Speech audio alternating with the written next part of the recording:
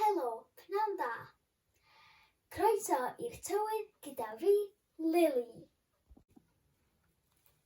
Fory yn y gogledd, yma Bethesda, fydd hi'n heulog ag ychydig o gymylau.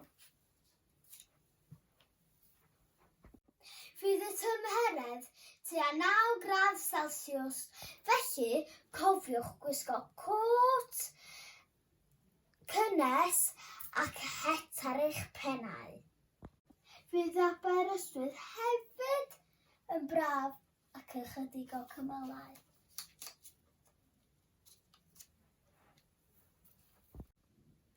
Rwan awn ni ymlaen i Caerdydd, sef prifddinas Cymru. Felly, yn Caerdydd fory fydd hi'n gymylog a dim haul yn unfan.